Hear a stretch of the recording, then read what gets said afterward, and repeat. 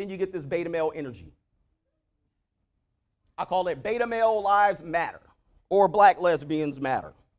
That's what I call it, because it's the truth. Okay? You got people out here that they done this in 1990. I was there. 1960. We're going to keep applying the same strategy, run out into your neighborhood and blow it up. Why are we doing this? Because there's no fathers there to tell them, sit your ass down. You're not a victim. I'm going to impute into you success. But they've removed so many fathers that these beta males run out here thinking that they're doing something. Okay?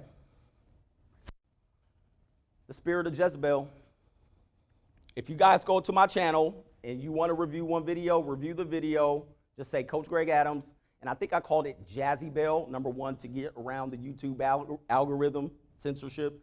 And I also did it to jazz it up a little bit. Jezebel. But the spirit of Jezebel, they released a song. Wet ass peace leave is what I call it on my channel. See, one of the worst things to happen to gender dynamics is this. They put a smartphone with a camera into women's hands. That was disastrous for relationships and gender dynamics. From there, she can worship herself. She can broadcast to other people to worship her. So much so that if she has a spouse, a boyfriend, or whoever, people pursuing them, they cannot match the attention that she can get on her own. They cannot match the attention that she can get via Instagram, TikTok, Snapchat, all of these vehicles to broadcast herself for women's worship. And the beta males are eating it up.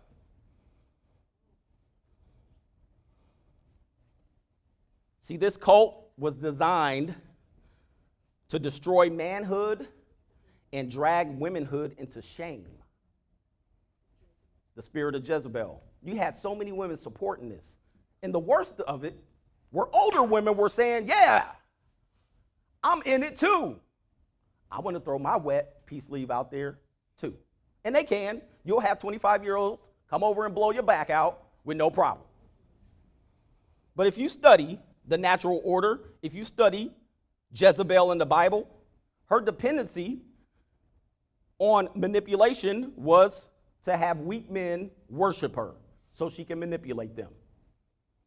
She selected a weak husband who was the king of Israel, King Ahab, and he manipulated him. This is common of what we see in today's marriages. Women holding out, then she throws a half-court buzzer beater, or what in football terms would be is a Hail Mary. And at the last moment,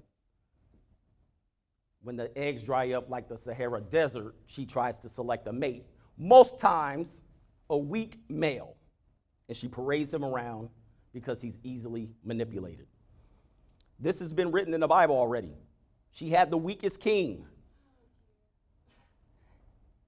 And it established the basis of weak marriages today. Do we see weak marriages? They certainly are strong. Look at the statistics.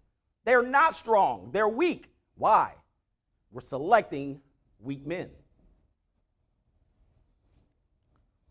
The domineering wife will soon master the weak husband and enter in what the Bible referred to with Jezebel as immorality. Do we see that today? Immorality and idolatry. The worship of false gods, the worship of women. That was what the story of Jezebel is. If you guys want to look at that, go ahead and go back into the Bible, okay? The man that opposed her was a man called, anybody? We don't have people that walk in the faith and spirit of God here. Neither do I, but I'm not a religious person.